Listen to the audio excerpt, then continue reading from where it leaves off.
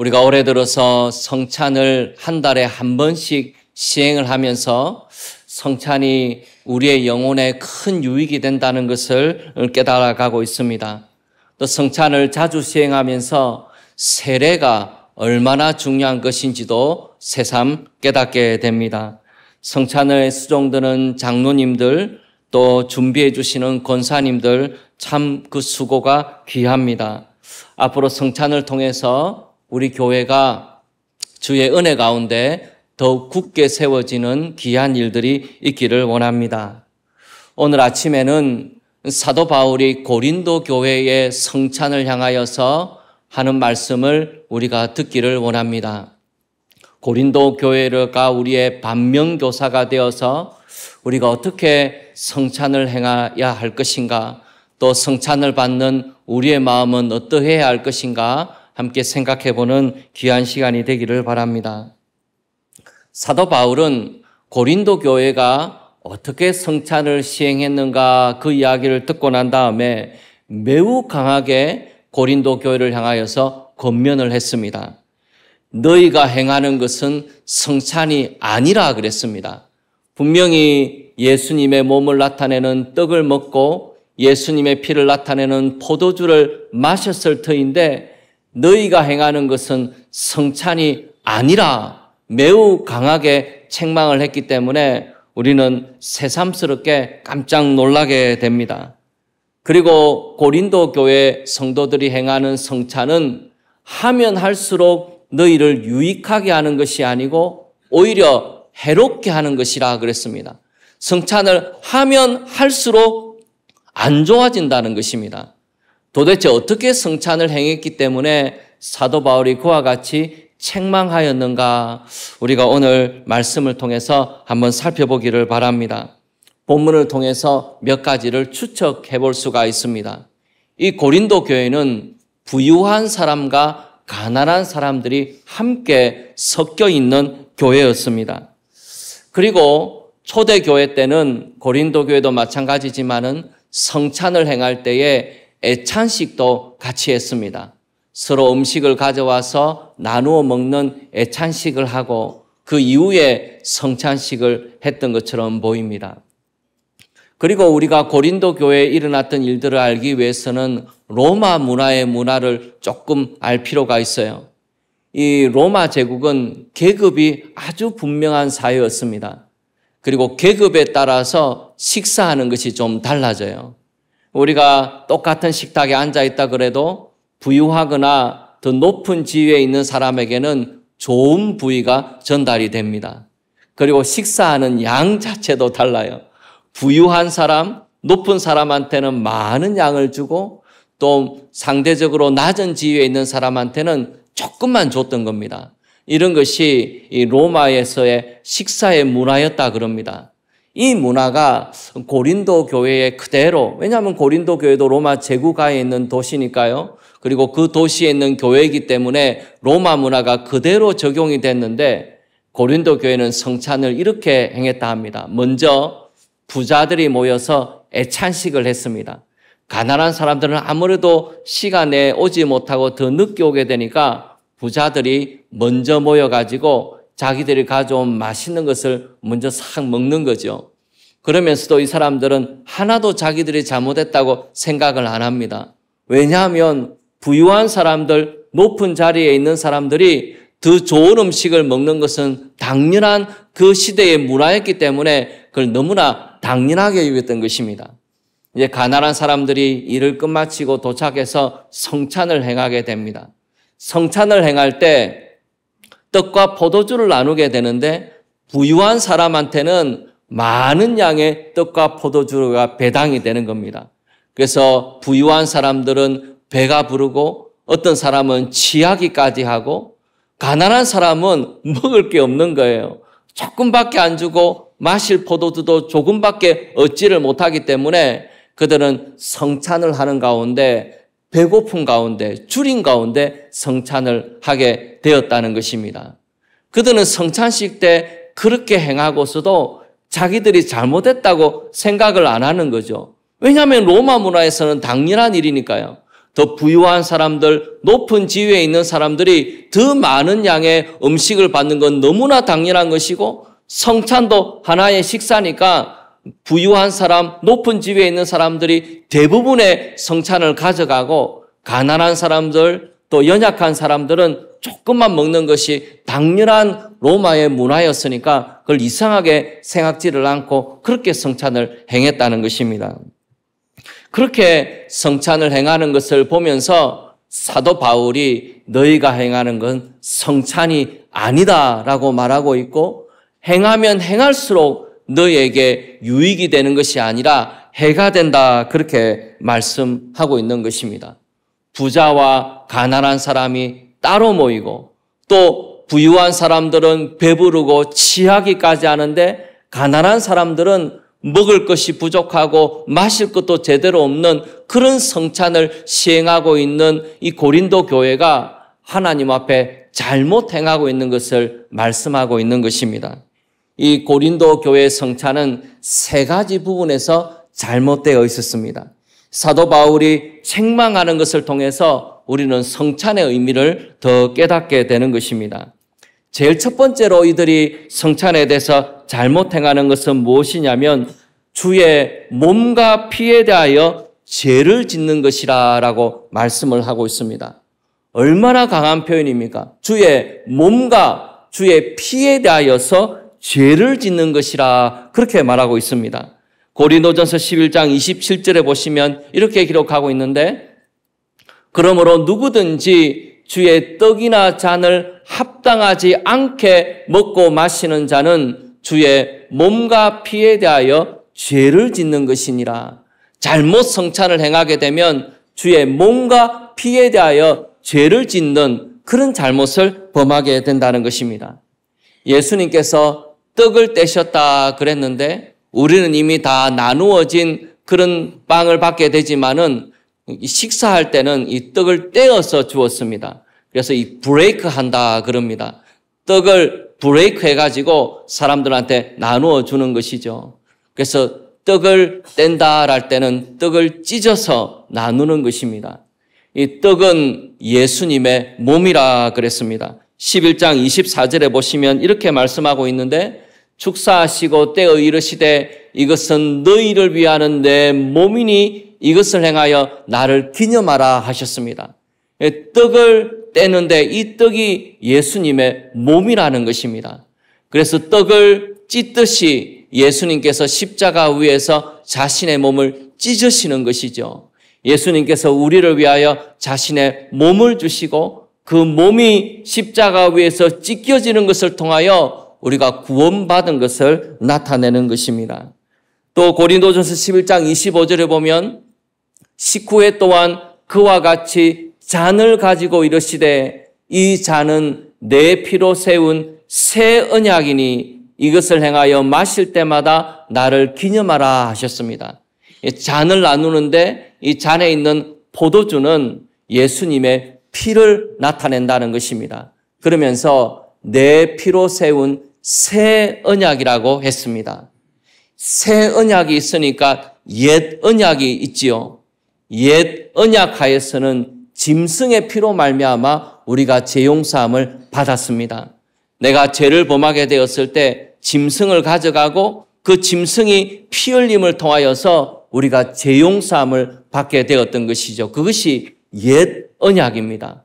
근데 새 언약 하에서는 짐승의 피로 세워진 언약이 아니고 예수님의 피로 세워진 언약입니다.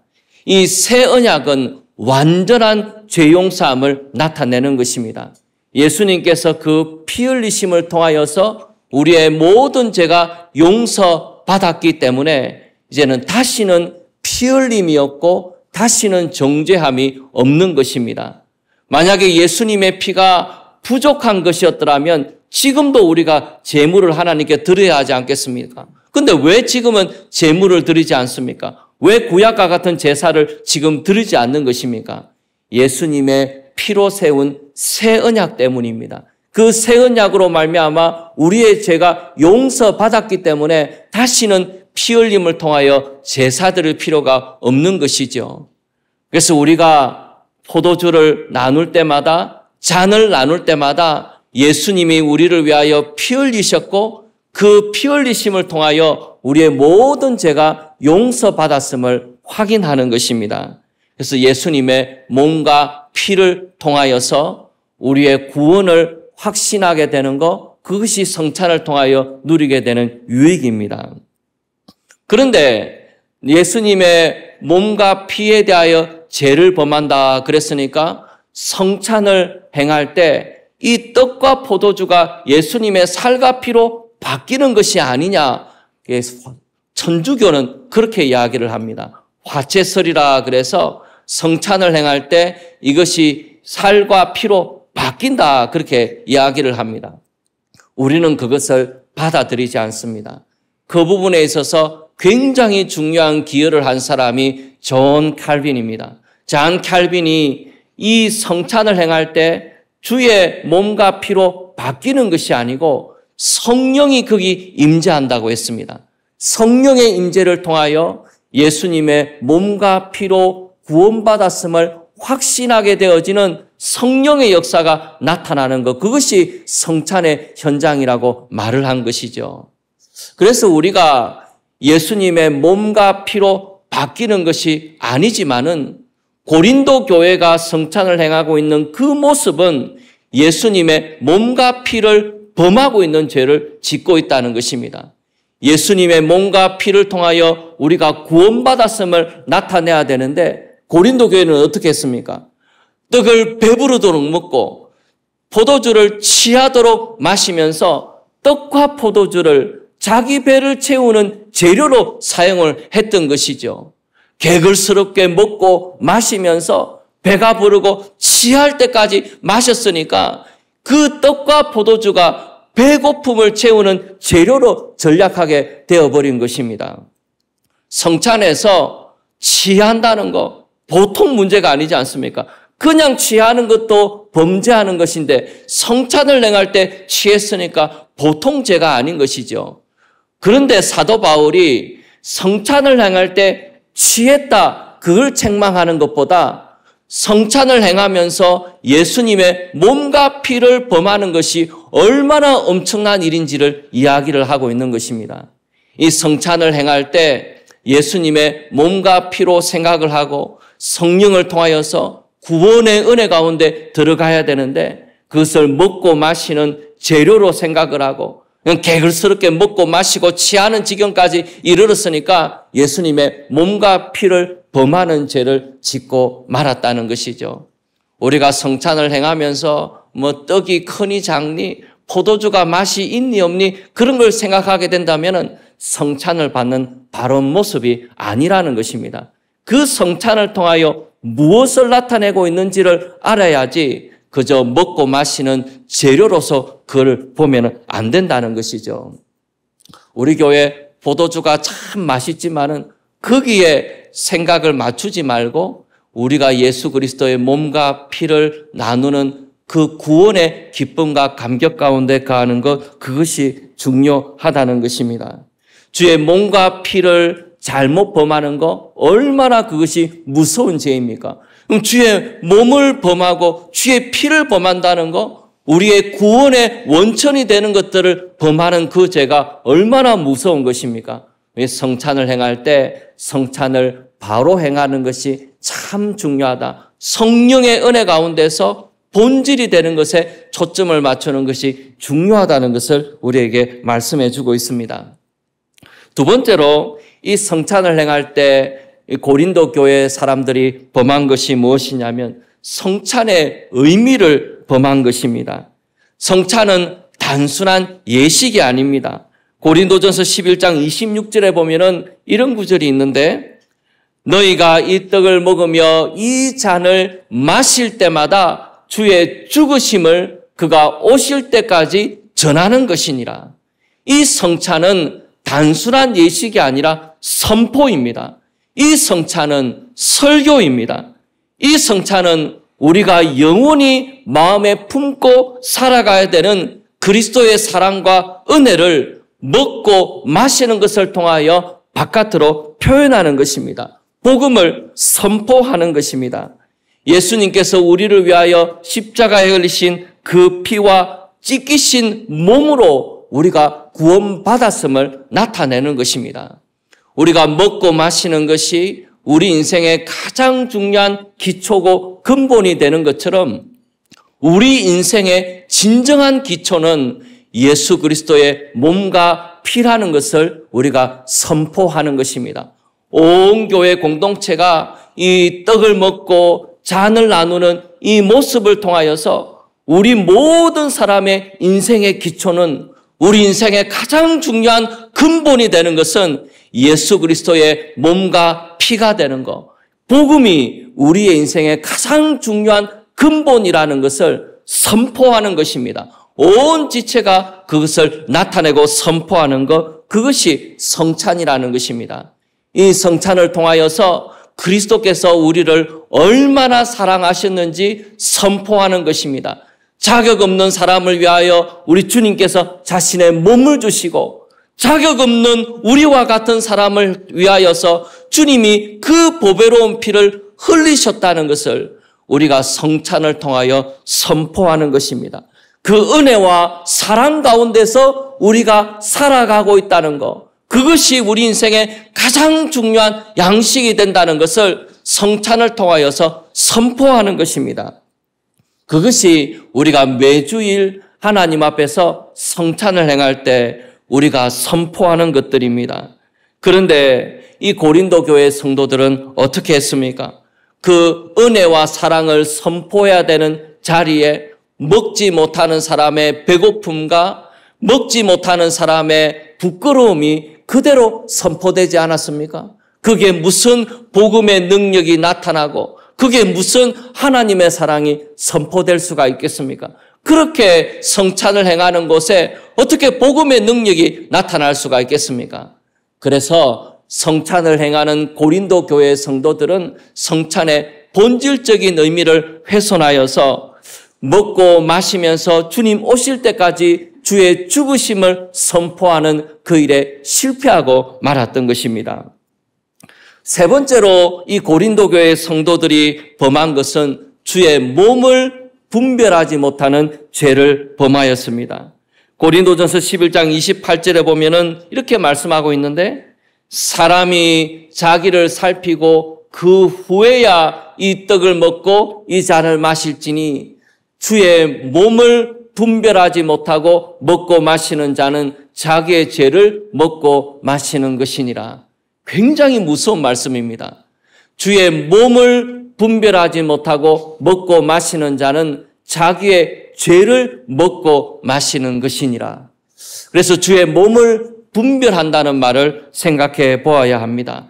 여기서 주의 몸이라는 것은 교회를 뜻하는 것입니다. 주의 몸인 교회를 분별하지 못하였다는 것입니다. 교회의 모습을 나타내지 못하였다는 것입니다. 교회는 주의 몸으로 하나된 공동체입니다. 하나님의 놀라운 은혜의 역사가 나타난 새로운 공동체입니다. 그것이 교회입니다. 성찬할 때 그렇게 교회된 주님의 몸이 나타나야 한다는 것입니다. 그런데 교회가 된 그런 주님의 몸을 생각지 아니하고 성찬을 행하는 것이 얼마나 무서운 것인가 말씀하고 있는 것입니다. 고린도전서 10장 16절에 보시면 우리가 축복하는 바 축복의 자는 그리스도의 피에 참여함이 아니며 우리가 떼는 떡은 그리스도의 몸에 참여함이 아니냐. 떡이 하나요 많은 우리가 한 몸이니 이는 우리가 다 한 떡에 참여함이라. 우리가 많은 우리가 한 몸이라 그랬습니다. 그리고 몸된 우리가 한 떡에 참여하는 것, 그것이 성찬이라는 것입니다. 그런데 이 고린도 교회 성도들은 그런 교회됨을 나타내지 못했다는 것입니다. 종이나 자유인이나 부자나 가난한 사람이나 그리고 그리고 모든 계층에 있는 사람들이 그리스도 안에서 하나인 것을 나타내는 것이 이것이 교회의 모습이어야 하는데 고린도 교회 생하는 성찬의 모습은 어떠했습니까? 부자와 가난한 사람들이 따로 모이는 것이 교회의 모습이었지 않습니까? 성찬을 행하면서 부자는 배부르도록 먹고 가난한 사람은 제대로 먹지도 못하고 마시도 못하는 그것이 성찬의 모습이지 않습니까? 그런 성찬의 모습이 어떻게 주님의 몸 안에서 하나된 교회의 모습을 나타낼 수 있겠는가? 그것이 교회의 모습을 올바로 드러내는 성찬이었겠는가? 그것을 묻고 있는 것입니다. 고린도전서 11장 22절에 보시면 너희가 먹고 마실 집이 없느냐? 너희가 하나님의 교회를 업신여기고 빈궁한 자들을 부끄럽게 하느냐? 내가 너희에게 무슨 말을 하랴? 너희를 칭찬하랴? 이것으로 칭찬하지 않노라. 너희가 먹고 마실 집이 없어서 그런 일을 하느냐? 너희가 하나님의 교회를 업신여겼다 그랬습니다. 부자와 가난한 자가 따로 모이고 차별이 존재함으로써 교회를 업신여기고 빈궁한 자들을 부끄럽게 만드는 것, 그것이 성찬이었다는 것입니다. 그것은 주님의 몸을 바로 분별하지를 못했다는 것이죠. 교회가 세상과 하나도 다를 바가 없고 오히려 세상보다도 더 큰 차별이 나타나는 것이 교회로 만들어버렸으니까, 성찬이 그런 교회의 모습을 만들어버렸으니까 이 성찬은 주님의 몸을 제대로 분별하지를 못했다는 것입니다. 그래서 우리가 28절에 권면할 때에 자기를 먼저 살피고 그 후에야 이 떡을 먹고 이 잔을 마실지니 그랬습니다. 자기를 먼저 살피라 그랬습니다. 여기서 자기를 살피라는 것은 내가 죄가 있는가 없는가 생각해보고 죄를 범한 사람은 성찬에 참여하지 말라, 그런 뜻이 아니에요. 여기서 자기를 살피라는 것은 교회 공동체의 모습 안에서의 자기를 살피라는 뜻입니다. 그러면 성찬은 죄인이 받는 거예요. 내가 하나님 앞에 범죄한 죄인이라는 것을 깨닫고 하나님의 은혜가 필요한 사람이라는 것을 나타내는 것이 무엇입니까? 성찬을 하기 위하여 손을 내미는 것입니다. 성찬이 내가 만약에 완벽한 사람이라면, 의인이라면 성찬을 받을 필요가 무엇이 있겠습니까? 성찬을 받는다는 것은 내가 죄인이고 하나님의 은혜가 필요한 사람이라는 것을 나타내는 것이죠. 그래서 내가 죄인이라는 것을 깨달을수록 성찬에 참여하는 것이 맞다는 것입니다. 그런데 자기를 살피고 그 후에야 성찬에 참여하라는 것은 하나님과 나와의 관계에서의 자기를 살핌이 아니고 지체들과의 관계 속에서 나 자신을 살핌을 말씀을 하고 있는 것입니다. 성찬이라는 것은 수직적인 의미가 있고 수평적인 의미가 있다는 거예요. 내가 구원의 은혜를 느끼고 감격하는 것은 수직적인 것이고, 그리스도 안에서 우리가 한 몸이라는 것을 나타내는 것은 수평적인 의미라는 것입니다. 여기서 그리스도의 몸을 분별하라는 것은 수평적인 의미에서 나의 삶을 되돌아보라는 것입니다. 나의 인생에, 나의 삶에 하나됨을 위한 노력과 용납이 있는가? 나는 그리스도의 몸된 지체로서 하나되는 공동체를 누리기 위하여서 내가 살아가고 있는가? 내 모습이, 교회 공동체 안에서의 내 모습이 어떤지를 살펴보라는 것이죠. 그래서 그렇게 자기를 살피고 성찬을 행하는 것이 합당하다는 것입니다. 30절에 보면은 그러므로 너희 중에 약한 자와 병든 자가 많고 잠자는 자도 적지 아니하니 그랬습니다. 성찬을 잘못 행하게 됐을 때 하나님께서 그 공동체 가운데 약한 자, 병든 자, 심지어는 죽는 자들이 나올 정도로 하나님께서 심판하셨다는 것입니다. 성찬은 바로 행하게 됐을 때, 성령 안에서 행하게 될 때는 우리 영혼에 놀라운 유익을 가져다 줍니다. 주의 몸과 주의 피를 함께 참여하고 그 은혜를 나누게 됐을 때 우리의 구원이 얼마나 분명한 것인지, 우리가 얼마나 놀라운 주의 은혜 가운데 살아가는 사람들인지 성찬을 통하여 확인하고 우리의 영혼을 바로 세우는 놀라운 능력이 있어요. 그렇지만 이 성찬을 잘못 행하게 됐을 때는 하나님의 진노와 심판이 거기 있다는 것입니다. 주의 몸과 피를 범하는 죄가 있고 주님의 몸을 분별하지 못하고 성찬의 의미를 바로 선포하지 못하게 되는 그런 안타까운 일이 우리에게 있을 수 있다는 것입니다. 그래서 우리가 하나님 앞에서 주의 몸을 분별하고 바르게 성찬을 집행하는 것이 얼마나 중요한가, 우리가 바르게 성찬에 참여하는 것이 얼마나 중요한 것인가 우리에게 말씀하고 계십니다. 오늘 우리가 성찬을 행하게 되는데 우리의 모습을 한번 돌아보기를 원합니다. 이번 수련회를 통하여서 하나님과 우리의 관계가 어떤지 다시 한번 점검해 보기를 원해요. 내 삶이 하나님 보시기에 어떠한지, 내가 하나님 앞에서 얼마나 멀어져 있는지, 둔해져 있는지 다시 한번 우리 자신들을 하나님 앞에 세우는 계기가 되기를 원합니다. 이번 수련회가 미스바와 같은 하나님 앞에 모이는 우리 공동체의 모습이 되기를 원해요. 그리고 오늘 성찬을 수행하면서 우리 자신의 모습을 교회의 모습 가운데 한번 돌이켜보기를 원합니다. 우리의 관계도 이 성찬을 통하여 새롭게 되는 일이 있기를 원합니다. 많은 분들이 코로나 책임론을 많이 이야기해요. 공동체가 약해지게 된 게 다 코로나 때문이다. 코로나 때문에 우리가 안 모이게 됐고, 코로나 때문에 교회가 이렇게 되었고, 그런 이야기를 많이 합니다. 그런데 어떤 분들은 다르게 이야기를 해요. 코로나 때문이 아니라는 것입니다.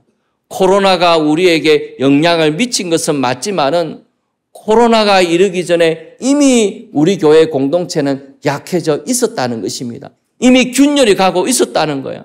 공동체로 함께 모이는 것에 열심히 떨어지고 있었다는 것입니다. 코로나는 단지 그것을 가속화시켰을 뿐이지 이 코로나 때문에 우리 교회 공동체가 약해진 것이 아니라는 거예요. 여러분, 우리가 이 성찬을 행하면서 우리가 그리스도 안에서 한 몸이라는 것을 생각해 보기를 원합니다. 우리가 정말 한 몸입니까? 우리가 이념의 차이로 나누어져 있는 공동체가 된 것은 아닌지, 우리가 끼리만 모이는 공동체가 되어가고 있는 것은 아닌지 우리 자신들을 한번 돌아보기를 원합니다. 여기 부유한 사람들은 가난한 사람들을 부끄럽게 만들었다 그랬습니다. 여러분, 우리가 열려있는 공동체인지 다른 사람을 환대하는 공동체인지 다시 한번 생각해 보기를 원합니다. 새로운 사람들을 부끄럽게 하는 공동체가 되어가고 있는 것은 아닌지, 우리가 정말 하나님의 뜻을 향하여 마음을 열고 다른 사람을 환대하고 그리스도 안에서 함께 기뻐하는 공동체로 세워져 가고 있는지 우리 자신들을 한번 돌아보기를 원합니다. 이 부자인 사람들은 가난한 사람들이 먹지 못하거나 포도주를 제대로 먹지도 못하거나 마시도 못하거나 그 관심이 없었어요. 서로에게 무관심한 공동체였습니다. 우리의 공동체는 어떻습니까? 서로에게 관심을 가지고 있는 공동체입니까? 서로가 서로를 세워주는 그런 기쁨을 누리고 있는 공동체입니까? 여러분, 우리가 그리스도 안에서 한 형제 자매 된 것은 세상의 형제 자매보다 더 귀한 것입니다. 어떤 면에서는 그리스도 안에서 한 형제 된 것은 우리가 그 안에서 격려를 받고 사랑을 받고 세움을 받고 함께 기도하는 것을 통하여 서로를 놀랍게 세워갈 수 있는 공동체입니다. 하나님이 그런 공동체를 우리에게 선물로 주신 것입니다. 우리가 성찬을 나눌 때마다 우리가 그런 공동체고 한 몸이라는 것을 나타내고 확인하는 것이 성찬의 시간이 되는 것이죠. 우리 공동체가 더 견고하게 세워지기를 원합니다. 성찬을 행하면서 우리가 서로와의 관계가 어떠한지를 돌아보기를 원합니다. 같이 예배를 드리지만은 잘 알지도 못하고 서로에게 별 관심도 없고 그렇게 우리가 살아가는 것이 아니라 그리스도 안에서 하나 된 것을 누리는 공동체로 서로 마음을 열고 환대하고 받아들이고 격려하는 공동체로 세워져 가게 되는 귀한 일들이 성찬을 행하는 가운데 우리에게 더 분명하게 나타나기를 원합니다. 하나님의 은혜가 우리 모두에게 있기를 원합니다. 우리 찬송가 221장을 같이 한번 찬송하는데요. 이 찬송가를 지은 분은 목사님입니다. 목사님이 작은 교회, 그렇게 큰 도시는 아니었고 작은 도시의 작은 공동체의 목사님이었는데 이분이 이제 런던에 있는 큰 교회로 청빙을 받게 됐습니다. 그래서 목사님이 짐을 싸가지고 이제 마차에 다 싣고 이제 떠나려고 인사를 하고 빠이빠이 그렇게 하는데 성도들이 배웅을 나왔다가 눈물을 흘리면서 목사님 가지 마시라고, 우리와 같이 있자고, 같이 말씀을 좀 나누어 달라고 부탁을 하게 되는데 목사님이 그 눈물을 보고 도저히 떠나지를 못하고 짐을 도로 내렸습니다. 그리고 난 다음에 지은 찬송이 이 찬송이에요. 우리가 주 믿는 형제 자매들이 함께 나누는 교제가 얼마나 귀한가, 우리 찬송을 부르면서 확인하고 우리 공동체가 이렇게 되어 가기를 원합니다. 같이 찬송하시겠습니다.